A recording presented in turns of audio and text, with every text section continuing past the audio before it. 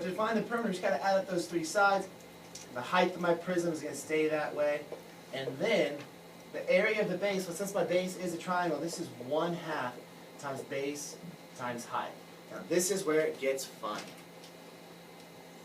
Because to find the perimeter, you got to add up all three of the sides. But to find the area, you have to take your base times your height. Your base and height of your triangle won't always be 2 side lengths of that triangle. By that I mean this.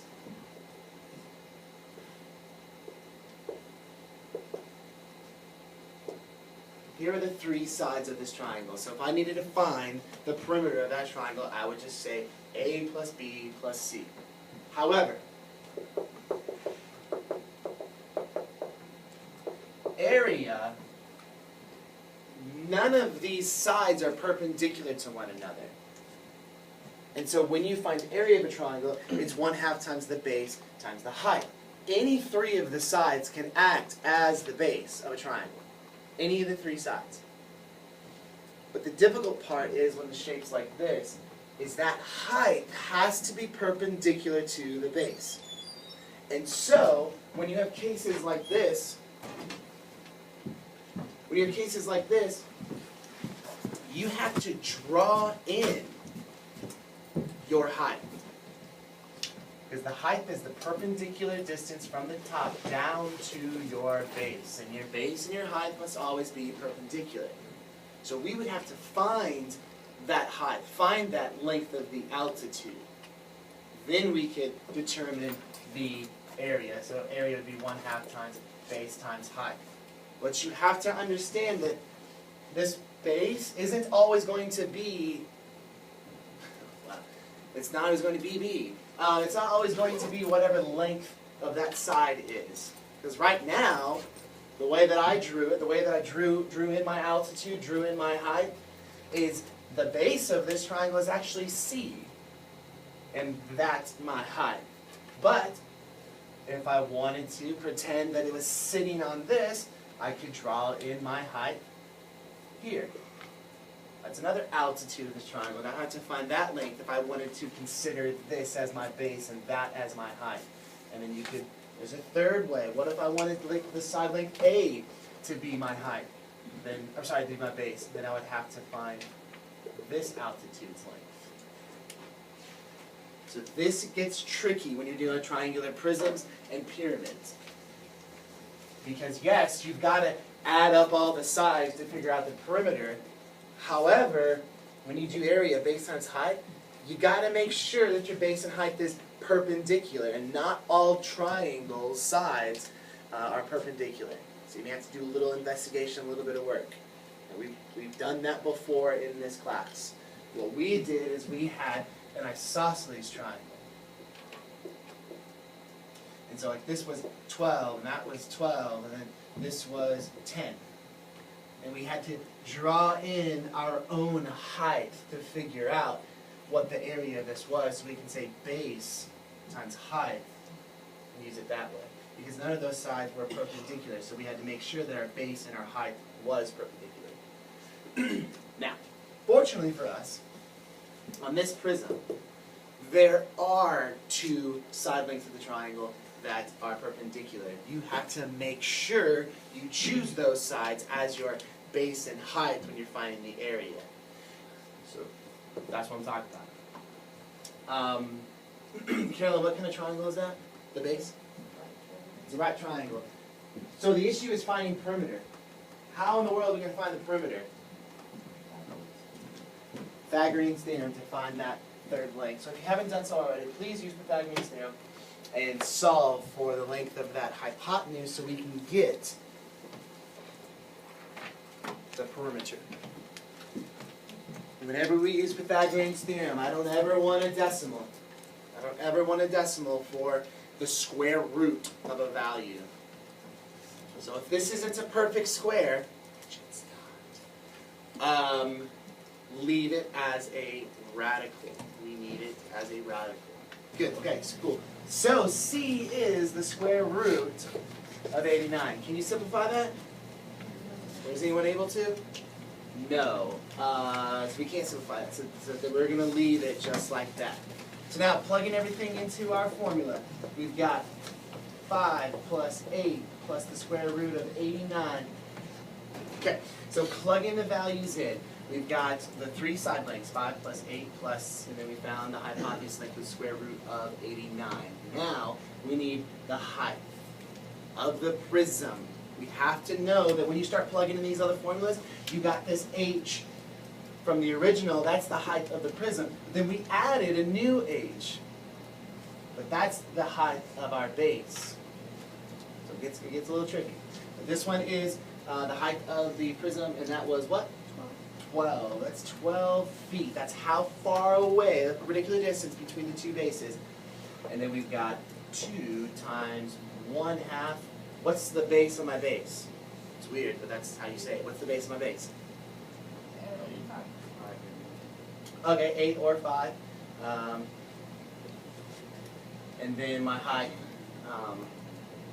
is 5. We need to multiply the 2 legs of this right triangle, because those are the sides that are perpendicular. And your height and your base of any shape must be perpendicular. Okay. Let's deal with this in a second. This guy over here, we're just multiplying all 4 of these values to each other. So 2 times 1/2 times 8 times 5, you should get 40. Someone double check? Alright, cool. This thing. Let's first simplify this, what's in this set of parentheses. Let's first simplify it. Let me write a little bit more legibly.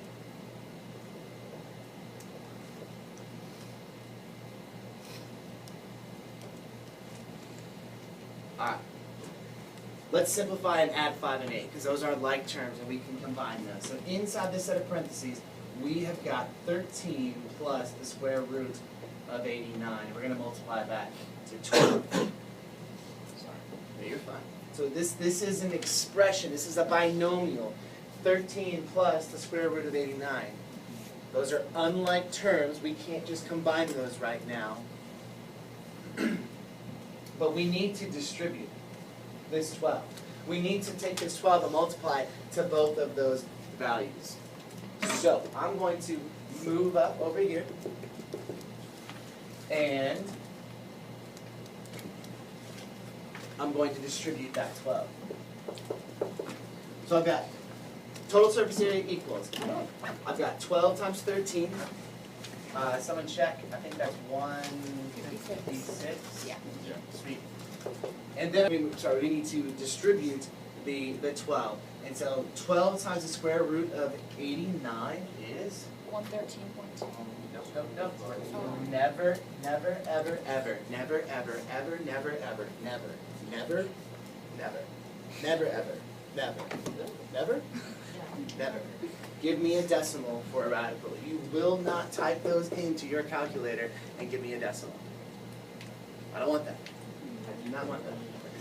So we got 12 times the square root of 89. So we literally just write that. 12 times the square root of 89. It becomes that radical's coefficient. Then we got this plus 40 off to the side. As it's written right now, is that set of parentheses necessary? No, because there's nothing to distribute. I don't have any coefficients. We just distributed that 12, so we can get rid of those parentheses. So now I've got these 3 terms. I've got 156, 12 square root 89, and a positive 40. Can I combine any of those values? 156 and 40. Yeah, I can combine 156 and 40, which gives me 196 plus, and then I'm just going to write this other value that has a radical. So my final answer is going to have a radical in it. That's A-okay. What's my units? Meters squared. Or feet squared. I don't know. Let's look. So the lengths were given to us in feet, so the surface area is feet squared. 2 dimensions. 2 dimensions. Area is 2 dimensions. It covers an area, a surface. That's 2D. Cool. Okay, so I just wanted to go over a couple of examples with y'all. I know that the people from UNT did that, but I just wanted to get some done with you. How much time did they spend on when we're dealing with circles, area and circumference, and also total surface area and whatnot for cylinders? How much time do they spend on exact versus rounded? Because I remember Mr. Adkins said something about a rounded and exact answer using pi. And I said, I was sitting back there and I said, yes. And I said, class, it's like when we did trigonometry. There was an exact answer and then there was a rounded answer that we typed in our calculator. So we did mention it, but we didn't spend much time on it? No. Okay, cool. Now let's find some room on these workbook pages. I want you to go ahead and just flip it over. Just flip this piece, the packet over, so now you're looking at page 228. You're looking at page 228. If you were to just flip it over, you're now looking at 228. And on the right-hand side, in the area for numbers 23 and 24, we've got some space. We're gonna use that space on the right-hand side of number 23 and 24.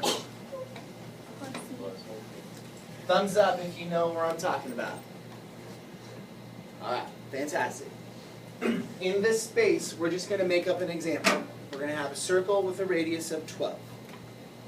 So in that area, in that space, just quickly draw a circle. It ain't gotta be perfect. And we've got a radius of 12, and we'll say meters. I'm sure you're all familiar with the circumference and area of circles. We've done that before, not we, but you've done that before in your previous math classes. Can someone remind me of the circumference? What's the formula for the circumference of a circle? 2 times r squared.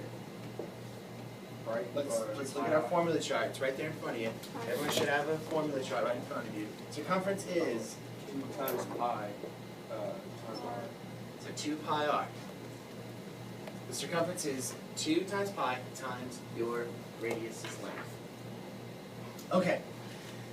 When we plug in our radius's length, we get 2 times pi times 12. Now, maybe in your previous classes you would have replaced pi with 3.14.